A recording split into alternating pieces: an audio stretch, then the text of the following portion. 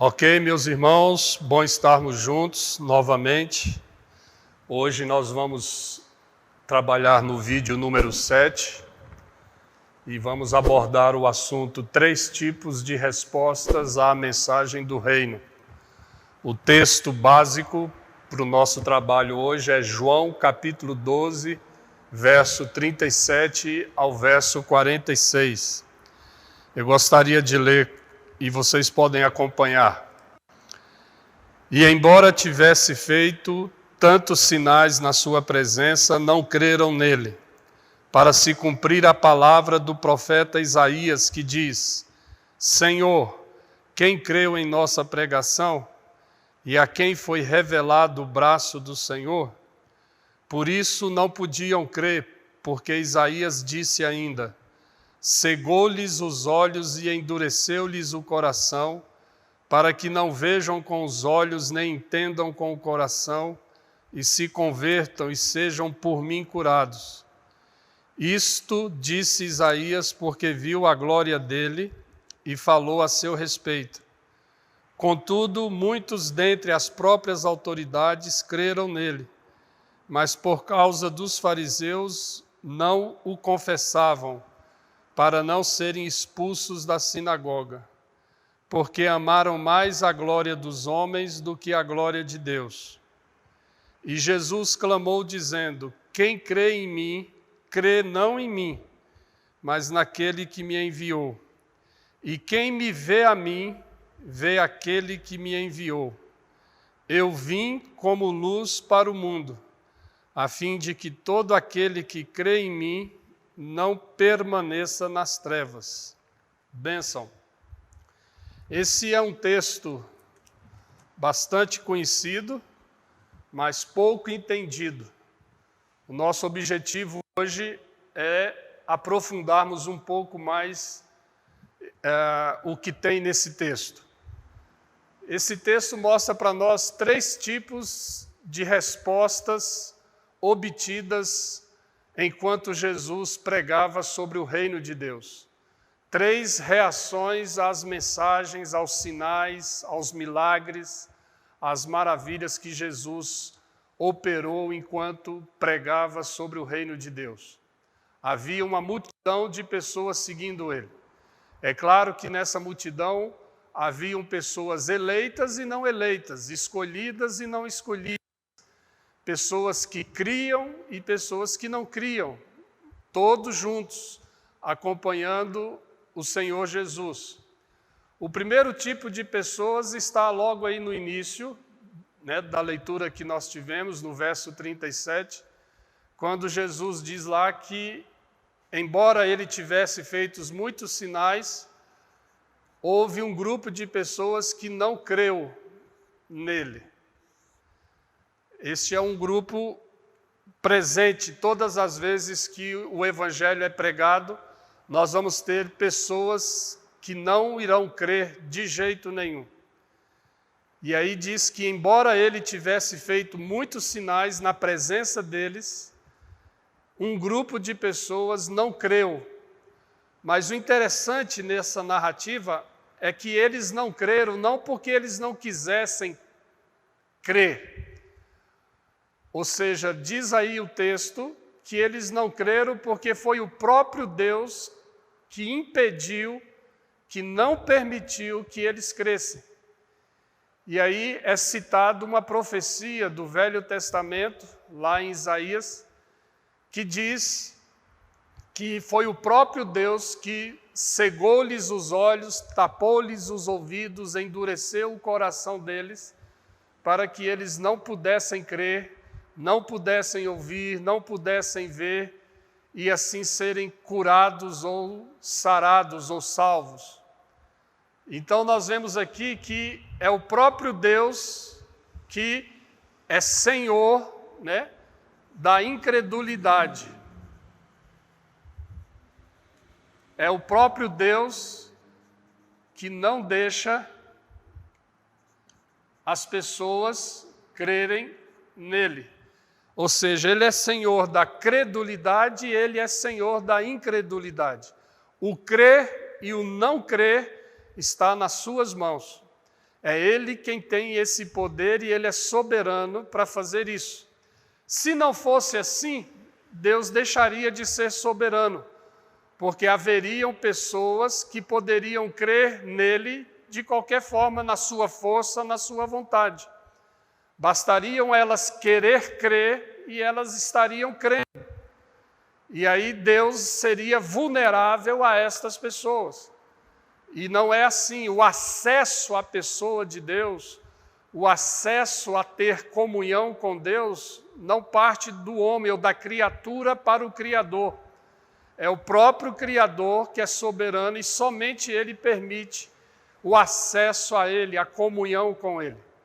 Por isso, Ele é quem dispensa a fé para crer, como encontramos lá no livro de Efésios. Paulo diz isso, que é Ele quem dá o dom da fé para as pessoas crerem nele, mas é Ele também que, segundo Isaías, é Ele quem fecha os olhos, tapa os ouvidos e endurece o coração para que ninguém creia nele. Ele só permite quem Ele quer.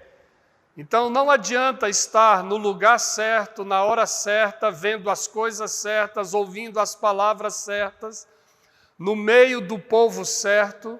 Não adianta estar dentro da igreja, num seminário teológico, não adianta. Em qualquer uma dessas situações onde Deus esteja operando, somente aqueles que Ele quer é que vão ver o que Ele está fazendo, vão ouvir o que Ele quer que seja ouvido e vão sentir no coração, perceber no coração o que precisa ser percebido. Só Deus pode fazer isso e esse poder é pertinente somente a Ele. Não tem vontade nenhuma na terra e nem no mundo espiritual que possa mudar isso. Então isso fica muito claro aqui em João capítulo 12. Tinham muitas pessoas lá, mas elas não creram, né? Não puderam crer. E o texto nos mostra que não foi por vontade ou por força ou por busca deles, mas foi o próprio Deus que manteve a incredulidade deles maior do que a credulidade, fazendo com que então, mesmo ali no lugar certo, com Jesus, eles não pudessem crer em Jesus. Esta é uma realidade bíblica, é irrefutável, não temos como fugir disso. É um fato bíblico e nós precisamos crer nele. Em segundo lugar, diz o texto que havia lá um grupo de pessoas que creram nele. Mas eles creram mais ou menos. Ou seja, eles viram o mesmo que o primeiro grupo viu, ouviram a mesma mensagem que o primeiro grupo ouviu, e eles creram mais ou menos, ou seja, eles puderam ver, provar do que estava sendo feito, eles perceberam, compararam, ponderaram, mas o resultado final da ponderação deles, do pensamento deles, é que eles decidiram não crer, não levar a fé deles a sério. Então eles pesaram tudo numa balança e decidiram não ir adiante. Preferiram ficar aonde estavam, na fé e no conformismo que eles tinham. Este segundo grupo, diz o texto, que eles viram a glória de Jesus, viram o ensino do reino, ouviram a mensagem do reino, viram os sinais e maravilhas. Eles até entendiam que aquilo com certeza poderia ser de Deus, não criação dos homens, mas aí eles olharam para a sinagoga, olharam para a zona de pertencimento deles, olharam para os homens, para as autoridades, para o que eles poderiam perder deste mundo caso eles buscassem seguir Jesus. Então eles pesaram os prós e os contras de largarem de andar com Jesus, e diz o texto que no final disso eles preferiram a glória dos homens do que a glória de Deus. Deixa eu explicar isso para vocês. A palavra glória, ela vem de um radical na língua hebraica que significa peso ou balança. É daí que vem a palavra glória. A ideia aí é de que existe uma balança e aí você precisa colocar o peso aqui para que ela possa buscar o equilíbrio sobre o outro peso. Então, um abaixa e o outro levanta até chegar no equilíbrio.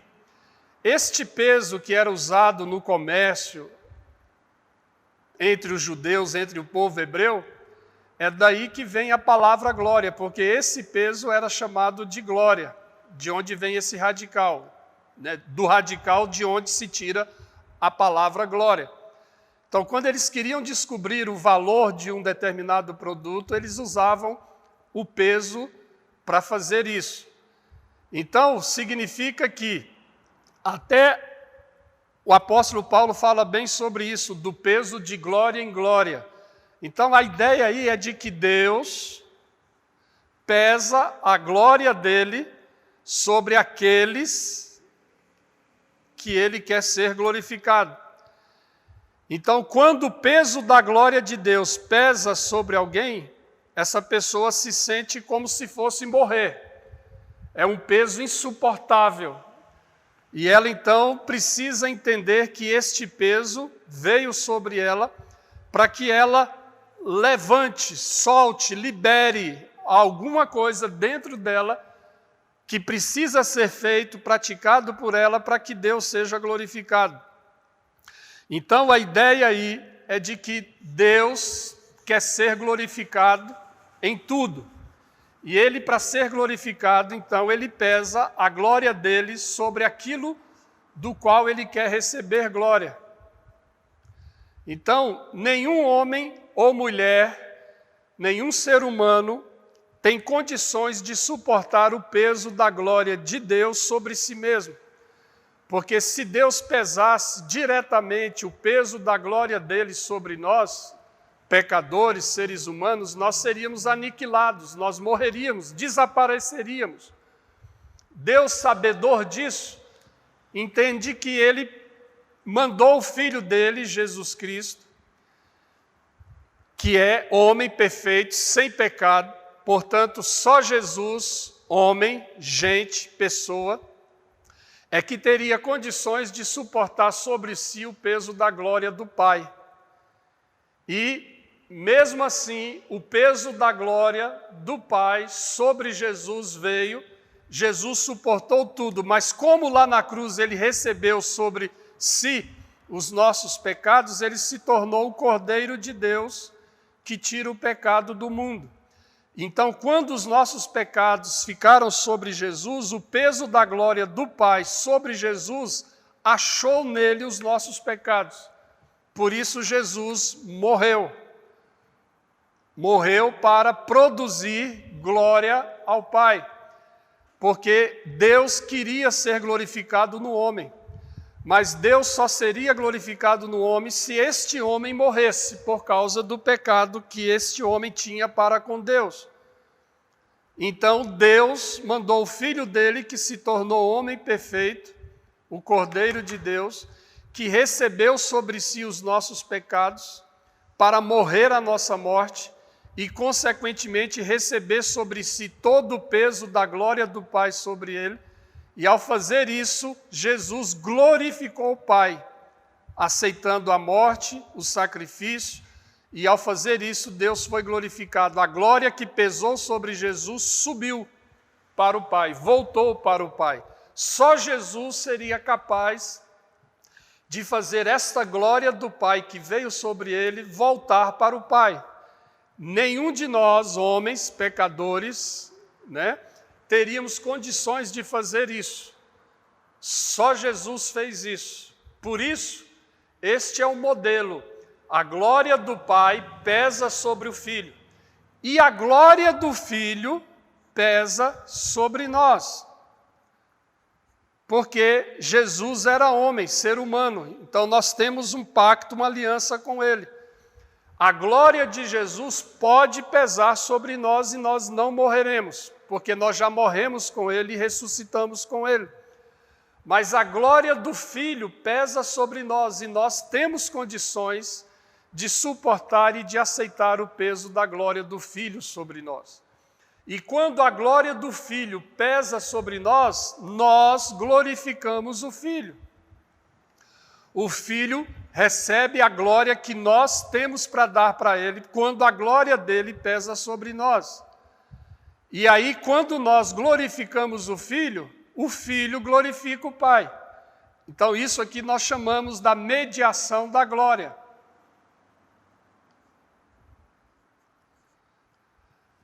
Ou seja, o Pai pesa a glória dele no Filho, o Filho pesa a glória dele na igreja, em nós. Portanto, quando nós glorificamos o Filho glorifica o Pai. É assim que funciona. E o meio pelo qual essa mediação se dá é por meio da glória. Então, por exemplo, quando você está mal com alguém que precisa receber o seu perdão, e você não perdoa essa pessoa, vem a glória de Jesus, pesa sobre você, dizendo que você tem que perdoar aquela pessoa. E você reluta em perdoar, você diz para você mesmo, não foi eu que errei, foi ela que errou. Ela que tem que pedir perdão, não foi eu que pequei, foi ela. Então, quando você fica nessa luta, o Filho deixa de ser glorificado. Mas Ele não desiste de pesar esta glória sobre nós, porque Ele quer que você perdoe. Você pode não fazer isso por uma semana, por um mês, por um ano, por um tempo determinado. Mas você não vai deixar de sentir o peso da glória de Jesus sobre você até você ceder. Então, tudo que o Senhor Jesus pesa sobre nós é porque Ele quer ser glorificado em tudo isso que Ele está pesando sobre nós. A nossa mente, o nosso coração, o nosso espírito vai testificar a nós tudo aquilo que é do Filho, que é vontade do Filho, que é ensino do Filho, pesando sobre nós para que nós possamos obedecer, praticar, fazer aquilo que precisa ser feito para que o Filho seja glorificado. Por isso, todos os ensinos de Jesus são para nós, são para que nós possamos obedecer e praticar. Estes ensinos e esta vontade de Jesus sobre nós entendemos isso como sendo o peso da glória do Filho sobre nós. Quando nós obedecemos e praticamos a sua vontade e vivemos o reino de Deus, nós então estamos glorificando o Filho. E quando o Filho é finalmente glorificado pela nossa obediência, então o Filho glorifica o Pai. E a glória de Deus volta para o Pai, volta para o Filho, porque nenhum de nós podemos receber o peso da glória do Filho sobre nós e retermos aqui em nós esta glória, porque se nós fizermos isso, nós estaremos buscando o direito de sermos Deus, porque só Jesus e só o Pai podem ser glorificados. E eles não dividem a glória dele com nenhuma criatura. Então, o Pai pesa a glória no Filho, o Filho pesa a glória dele em nós. E nós não temos ninguém abaixo de nós para pesarmos nenhuma glória. Portanto, nós somos os últimos a recebermos sobre nós o peso da glória do Filho.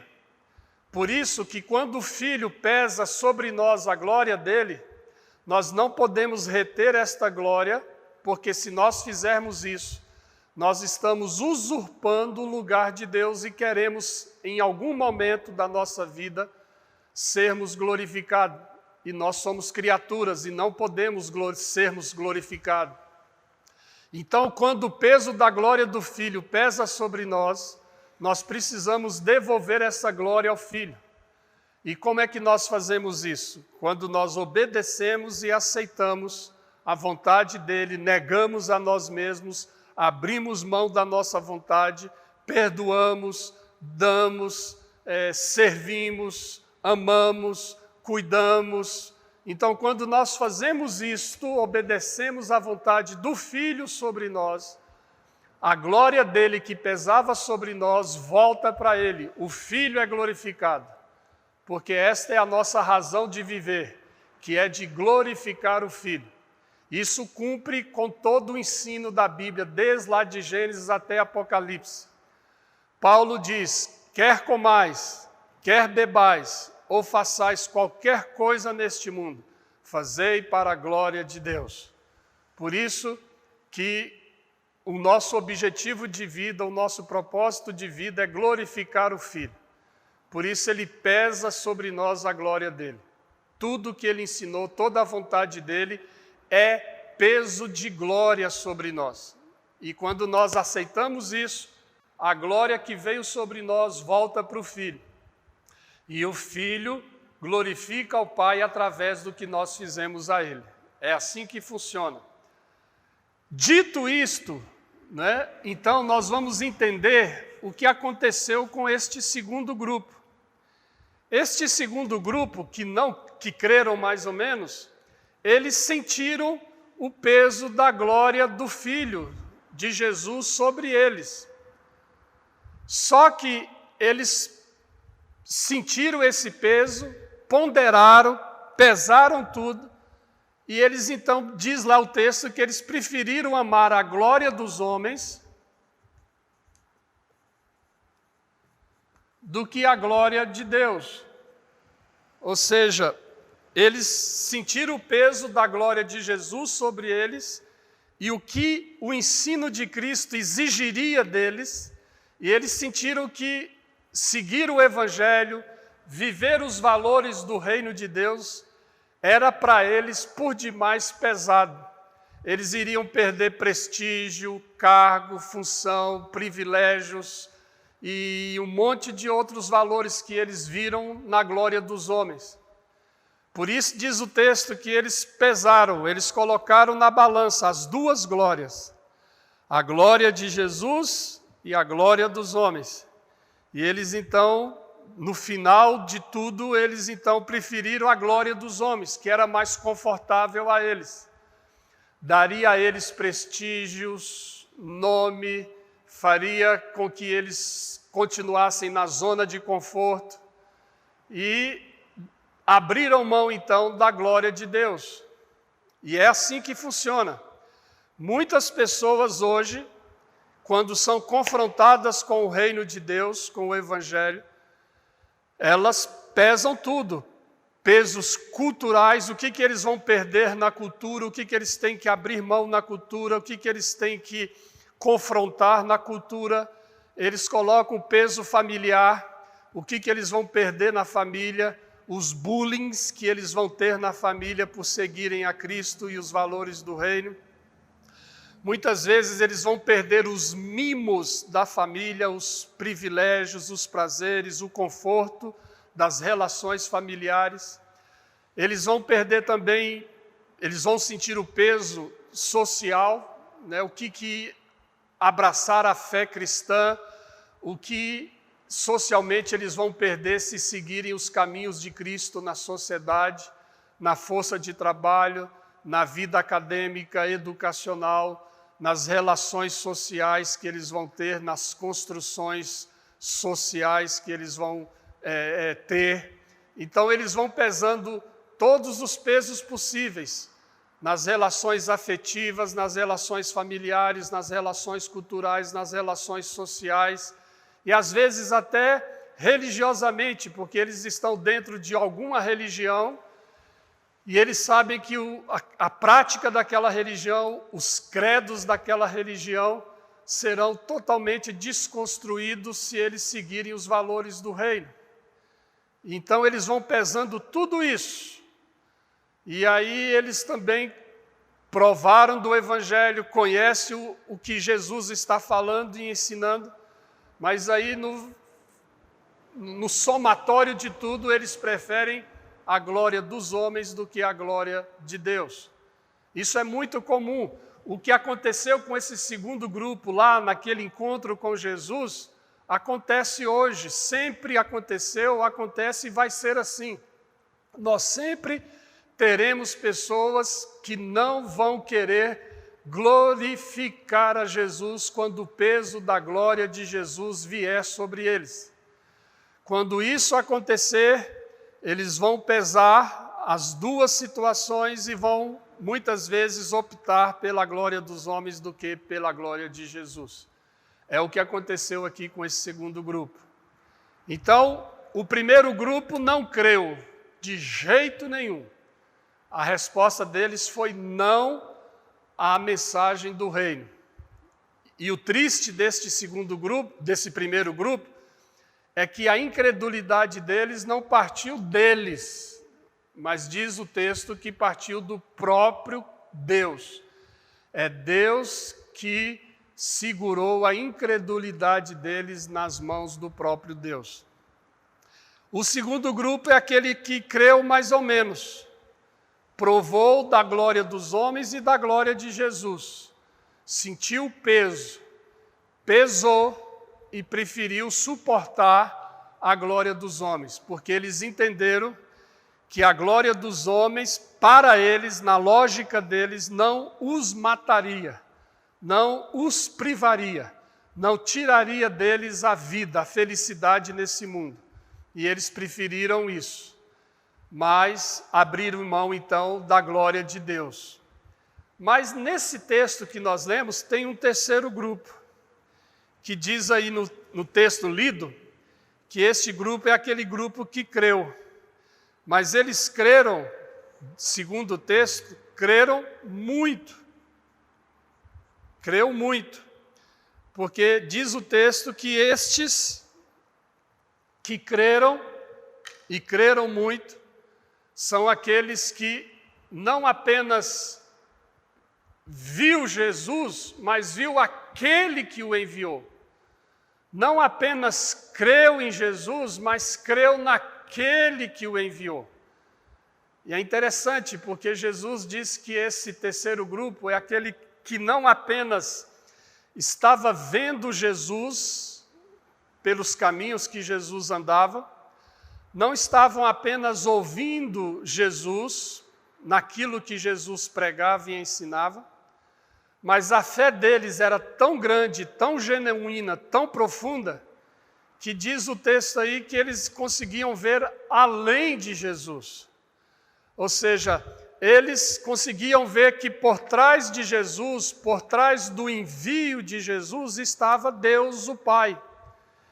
Eles também entenderam que aquilo que Jesus pregava e ensinava e saía da boca de Jesus, não era apenas ensino de Jesus, vontade de Jesus, mas por trás disso era a palavra do Pai, era o ensino do Pai, e que Jesus era apenas um enviado. Portanto, este terceiro grupo é aquele que creu demais.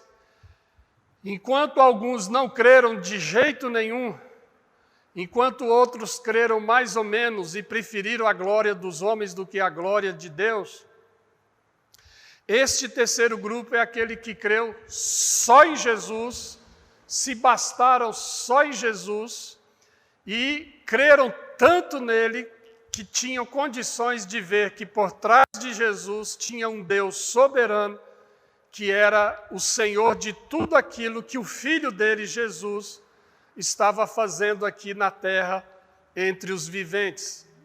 Por isso, seguindo a narrativa aqui desse texto, diz que esse terceiro grupo que creu muito, diz que eles entenderam Jesus como sendo Jesus aquele que veio trazer luz ao mundo, está escrito aí. E que por verem Jesus como a luz do mundo, eles entenderam que ninguém poderia permanecer nas trevas. Ou seja, eles enxergaram Jesus como sendo a luz enviada para que todos aqueles que estavam em trevas profundas pudessem ser achados por essa luz e não permanecessem mais nas trevas. Presta atenção, este terceiro grupo creu tanto em Jesus que viu Deus por trás de Jesus, e eles também creram tanto em Jesus que eles não queriam deixar ninguém permanecer nas trevas. Ou seja, eles tinham uma fé tão forte em Jesus, tão verdadeira, que eles entenderam que era a responsabilidade deles levar esta luz a todos os lugares da terra e não deixar ninguém permanecer em trevas. Ou seja, eles creram tanto em Jesus que eles entenderam que quem cresce em Jesus deveria andar, pregar, anunciar, repetir aqueles sinais e maravilhas que Jesus estava fazendo e que eles creram e entenderam muito bem. O terceiro grupo é aquele que crê tanto que a fé deles, a crença deles, gera responsabilidade evangelística, missionária. Ou seja, eles creram tanto que aceitam a Cristo, o reino e o evangelho como sendo missão para a vida deles, levar isso que Jesus começou e praticou entre eles, dando sequência à obra de Cristo, a missão, a evangelização, levando a luz de Cristo a todos aqueles que estão perdidos ou em trevas, e tirá-los dessas trevas, tirá-los dessa condição de vida trevosa e pecaminosa. Então este é o terceiro grupo, é aquele que creu demais em Jesus, e por crer demais em Jesus, eles dão continuidade à missão recebida.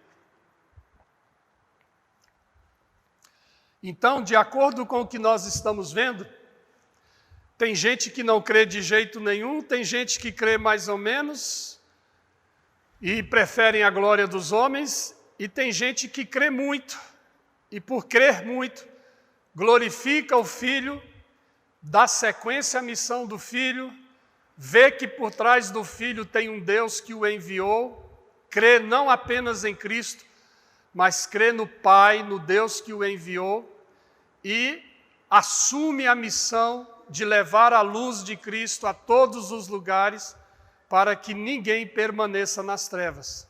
Então, o terceiro grupo é aquele que crê e a fé dele gera missão. Ele entende que tem que caminhar, continuar algo que eles viram, provaram, e que não vão desistir porque precisa de continuidade. Então, em João 12, verso 37 a 46, nós aprendemos 3 tipos de respostas à mensagem do reino. Uma que não crê de jeito nenhum, uma que crê mais ou menos e uma que crê muito. Qual destas você se identifica? Se você está entendendo tudo que está sendo dito aqui, provavelmente você está nessa aqui, ó, né, a sua resposta. Então, se você estiver nessa terceira, é com você que eu quero trabalhar agora um outro texto. Então, eu vou trabalhar agora partindo do pressuposto que você é gente do terceiro grupo. É gente que creu demais. É gente que está recebendo o peso da glória de Jesus sobre você. Você aceita esse peso, você obedece o Evangelho, entende o Evangelho, vê Jesus muito bem, a ponto de saber que por trás dele tem o Deus que o enviou, e você está disposto a não deixar ninguém permanecer nas trevas. É com você que está no terceiro grupo que eu quero trabalhar aqui, antes da gente concluir o vídeo de hoje, eu quero trabalhar aqui Lucas, capítulo 10, versículo 3, quando ele diz que nos envia como cordeiros para o meio de lobos. Então, lá em Lucas 10 diz que a seara é grande, mas os trabalhadores são poucos. Rogai, pois, ao Senhor da seara, para que ele mande mais trabalhadores para a sua seara. Seara é o mundo. E ele te envia como cordeiros. E aí tem uma expressão de equibalô.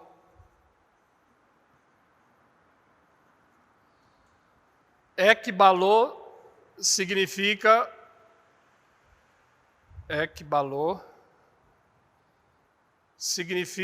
equi é para fora de. É um prefixo equi para fora de. Balô significa jogar, lançar. Então lá em Lucas 10 ele diz: a seara é grande, rogai ao Senhor da seara para que ele equibale, mande, né, mais trabalhadores para a seara.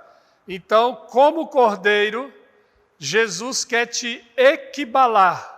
Ele quer lançar, chutar você para a seara. E ele te envia para o meio dos lobos. Ele quer que você seja equibalado para o meio dos lobos, bem no centro da atenção dos lobos. O Senhor não quer equibalar você para a periferia, para você ficar olhando os lobos de binóculo. Não. Ele te equibala com a força suficiente, com o direcionamento necessário, com propósito. O equibala é com propósito. Ele te equibala para você alcançar o meio dos lobos. O meio dos lobos significa que ele quer que você seja o centro da atenção dos lobos e dos cordeiros que estão perdidos no meio deles. Então ele quer que você esteja no meio deles para gerar relacionamento.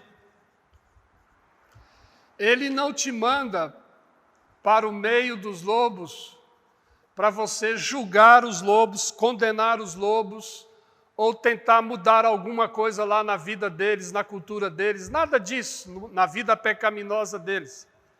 Lembrando que ele te manda para o meio dos lobos não para você achar lobos ou converter lobos em cordeiros, porque os lobos sempre serão lobos.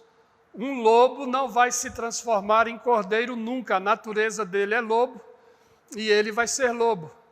Ele veio ao mundo como lobo, vai viver como lobo e vai morrer como lobo, e como lobo ele vai para o inferno, porque lobo não vai para o céu.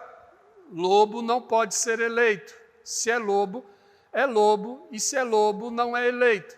Então Deus nos equibala para o meio dos lobos, não com a missão de salvar os lobos, porque nós não vamos poder mudar nada nisso. Ele está nos enviando para o meio dos lobos para termos relacionamento com todos, tanto com os lobos, como com as ovelhas perdidas que lá estão. Nós não sabemos quem é trigo e quem é joio, mas nós então precisamos nos relacionar com todos eles. Nós temos que viver a mensagem do reino, os valores do reino, no meio deles. Nós temos que praticar o reino no meio deles. Lembrando do estudo do vídeo número 6, nós temos que achar os bois bravos que estão aqui e andar com os bois bravos e transformá-los em bois mansos. É aqui, no meio dos lobos, no mundo, na seara, que nós vamos usar a canga, o jugo do Senhor. Vamos fazer o trabalho de discipulado que começa com relacionamento. Então, nós somos enviados para o meio dos lobos para encontrarmos as ovelhas perdidas que estão aqui. Para isso acontecer, nós precisamos nos relacionarmos, andarmos com as pessoas, termos relacionamento com elas. Quando isso acontecer, o Senhor vai colocar o jugo dele, a canga dele, entre nós, que somos cordeiros, que fomos equibalados para o meio deles. Então o Senhor vem e coloca o jugo dele entre eu, que fui equibalado para o meio dos lobos, com aquelas pessoas com as quais eu vou andar e vou me relacionar. Ao andar com estas pessoas, eu é que tenho que viver os valores do reino enquanto eu ando com aquela pessoa. E ao fazer isso, nós vamos descobrir na caminhada quem é lobo e quem é ovelha. Se esta pessoa com a qual eu ando é uma ovelha perdida, é um eleito, então ela vai se identificar com a minha vida, com as minhas práticas, com a minha obediência, com as palavras do reino que eu vivo, que eu prego. E aí o chamado dela, a conversão dela, a regeneração dela, a justificação dela vai se dar enquanto caminhamos. Ela vai abandonar o pecado, ela vai sentir vontade de vida santa, de palavra, e isso é sinal evidente de que ela está crendo e crendo demais. Mas para isso acontecer, temos que andar juntos. Então, nós somos equibalados como cordeiros para o meio dos lobos, para mostrarmos a nossa fé. E aí, João 12, que é o texto que nós estudamos, vai ser praticado e vivenciado e percebido aqui nesse relacionamento que vamos ter com o mundo lá fora. Porque nós, estando nós no terceiro grupo, nós seremos lá no meio dos lobos aqueles que creram muito em Jesus. Aqueles que não querem deixar nenhuma ovelha perdida nas trevas.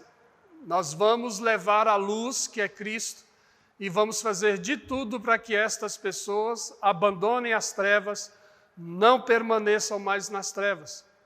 Para isso, o Senhor, então, nos equibala, nos lança para a seara, para que nós possamos alcançar estas outras pessoas. E aí o discipulado vai acontecendo naturalmente, sem estresse, na vida normal, andando uns com os outros, exortando uns aos outros, caminhando debaixo da canga do jugo que o Senhor coloca sobre nós. Por isso, nós precisamos entender que nós fomos salvos em Cristo para sermos equibalados para a seara, para chegarmos lá. E Ele nos equibala com a força certa. Porque para chegar aqui no meio dos lobos, para chegarmos nas pessoas com as quais precisamos nos relacionar, nós precisamos do equibalo certo, na força certa. Se não for assim, nós não vamos chegar aonde precisamos chegar. E outra informação importante é que quando Ele nos equibala para a seara, para o meio dos lobos, no equibalo vai tudo. Ele está equibalando não só a minha pessoa, mas tudo que envolve a minha pessoa. O meu diploma de faculdade também é equibalado para a seara. A minha enfermidade, se eu tenho asma, se eu tenho câncer, se eu tenho esclerose, não importa qual a nossa enfermidade, mas elas também são equibaladas. O Senhor nos equibala com saúde, sem saúde, Ele equibala o nosso bolso, o nosso dinheiro, as nossas posses, o nosso patrimônio, Ele equibala a nossa inteligência, a nossa educação, a nossa família, Ele equibala a nossa história, tudo em nós é equibalado. O Senhor não equibala partes de nós, partículas de nós. Tudo que envolve a nossa vida de forma integral é equibalado pelo Senhor. Ou seja, Ele quer que você vá para os seus relacionamentos, para a seara, para o meio dos lobos, com tudo que você tem e com tudo que você é. E lá, na seara, nos relacionamentos, Ele vai usar tudo no todos. Presta atenção, Deus vai usar tudo no todos.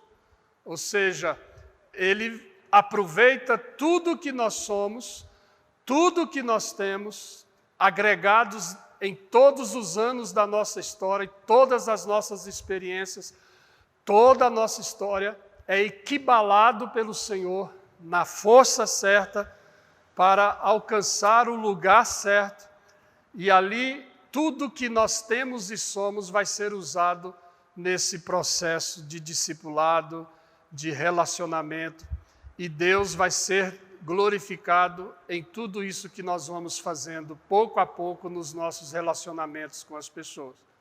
Então, tudo em nós é salvo, tudo em nós é enviado, tudo em nós faz discípulos, tudo em nós produz glória para Deus. E aí fica mais claro ainda as palavras do apóstolo Paulo.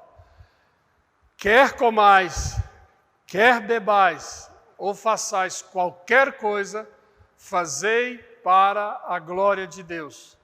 Em tudo Deus quer ser glorificado. Amém? Estão entendendo? Então, para concluir hoje, eu quero dizer o seguinte: se nós somos equibalados para o meio dos lobos, para termos relacionamento com todas as pessoas lá, para encontrarmos os eleitos e para cumprirmos aquilo que nós vimos aqui em João 12. Se eu estou no terceiro grupo e crio demais, vejo demais, e por isso eu não quero deixar ninguém nas trevas, eu vou cumprir as missões, eu vou evangelizar, eu vou fazer discípulos, eu vou como cordeiro no meio dos lobos. E como cordeiro significa que eu vou com outra natureza, outro pensamento.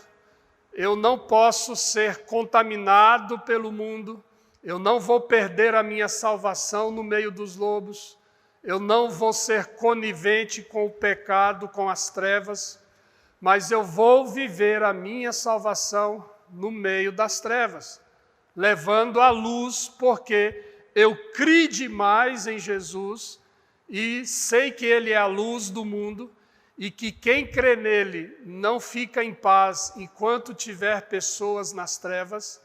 Então, por eu crer demais, eu vou demais, eu entro com força e não vou fugir do mundo, não vou fugir da minha missão.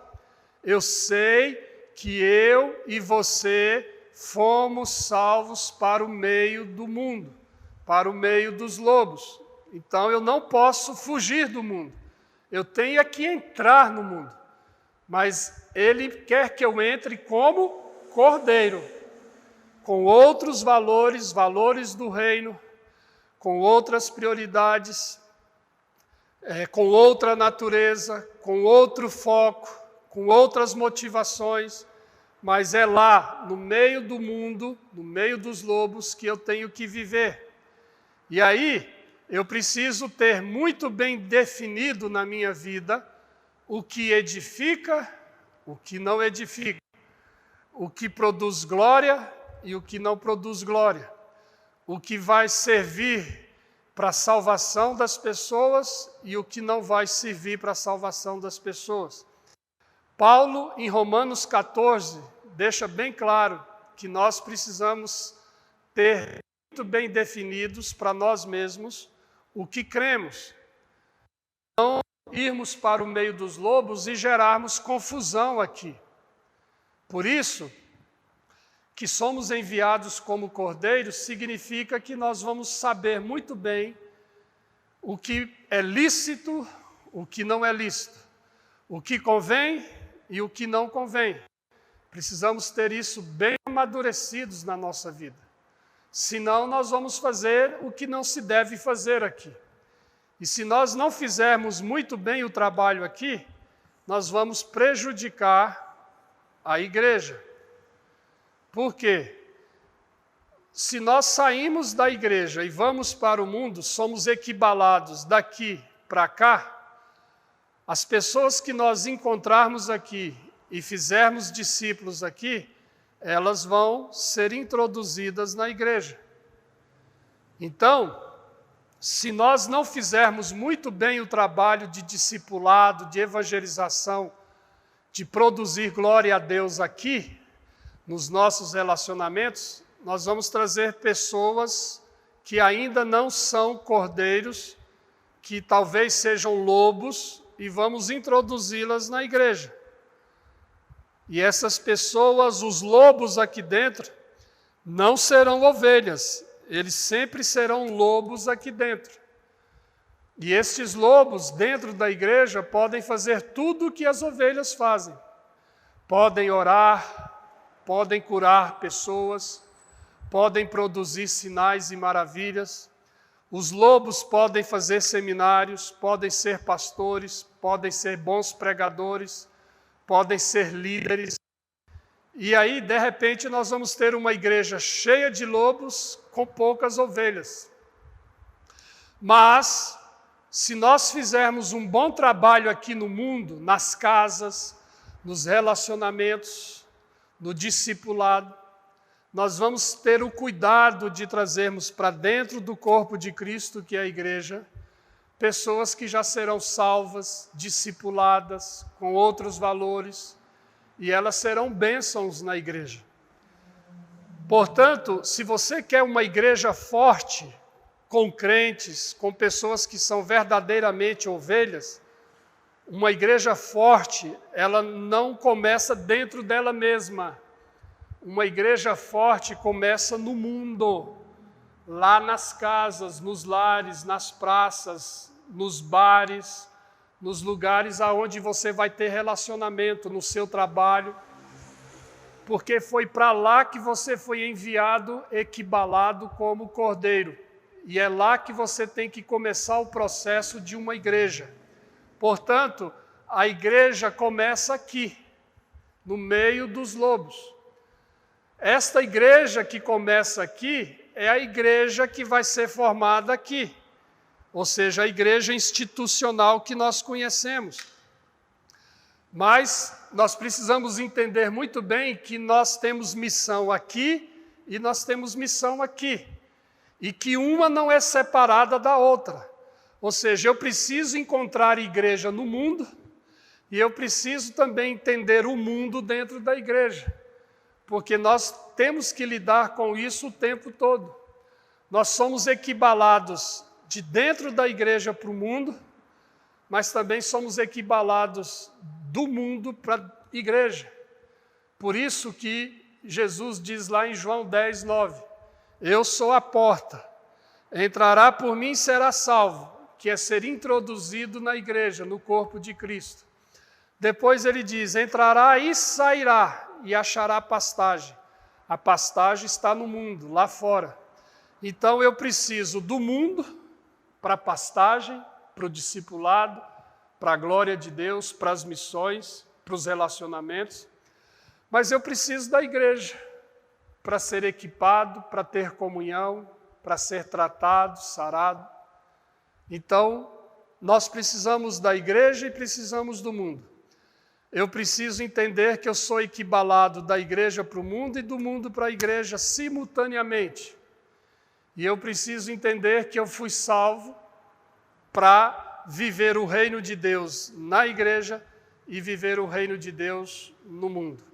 E que no Evangelho, na perspectiva do reino de Deus, não tem separação entre igreja e mundo. Não tem separação entre o santo e o profano. O santo e o profano, igreja e mundo, na perspectiva do reino de Deus, estão juntos, estão misturados. E nós somos salvos nesses dois contextos. E precisamos viver o mundo e a igreja enquanto vida tivermos aqui nesse mundo. E eu tenho que preparar discípulos por meio dos meus relacionamentos, tanto para a igreja como para o mundo. Amém? Que Deus nos abençoe. Eu espero que você tenha sido edificado, que você tenha agregado mais valores, mais informação. Se você foi edificado, e eu creio que você foi edificado, Se você aprendeu, se amadureceu um pouco mais hoje com este vídeo número 7, eu quero te convidar a compartilhar essa mensagem. Faz um share, né? Compartilha essa mensagem com outras pessoas. Mande esse vídeo. Entra lá no canal da Igreja Remide e também faça a sua inscrição, né, para você receber o certificado. Faltam agora apenas 3 vídeos. E aí você vai ser liberado para receber o seu certificado. Procura o vídeo número 1, lá tem o telefone da Sara, e a Sara vai aceitar, vai fazer o registro da sua inscrição, e você vai receber o seu certificado. É um certificado proveniente do Pronace, da nossa missão, e da Associação Cristã Reino, Missão e Discipulado, que é a Remide. Se você vive fora de Goiânia, longe de Goiânia, você vai receber o certificado pelo correio, na Europa, nos Estados Unidos, na África, onde você estiver, ou no Brasil, em qualquer lugar aqui. Agora, se você mora em Goiânia ou aqui perto, nós vamos marcar um dia, e aqui, né, na sala da Igreja Remide, em Goiânia, nós vamos ter um culto de celebração do Reino, e vamos convidar você para estar conosco, para a entrega do seu certificado. Vai ser um culto joia, onde nós vamos dar um tempo e oportunidade para estas pessoas compartilharem qual vídeo falou mais ao seu coração, que mensagem causou impacto, ou algo que ela não sabia e ficou sabendo. Então, é um desafio que nós temos, tá bom? Deus abençoe. Uma boa semana para você, muita saúde. Espero que nenhum de vocês esteja com o Covid. E se você esteve, que você já esteja livre disso e que você não chegue a contrair isso. Que Deus te abençoe, boa semana e até o vídeo número 8. Um abraço, Deus abençoe.